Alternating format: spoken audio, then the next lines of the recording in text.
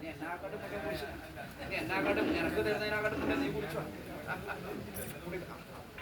വേണ്ടേ? ഇന്ന് വേണ്ടേ? വേണ്ട, ഇന്ന് ഞാൻ പറയുന്ന നേരത്തെ കുടിച്ചാൽ ഇനി. എന്തുകൊണ്ടാ? മുത്തപ്പൻ അതിഥിയാണ്.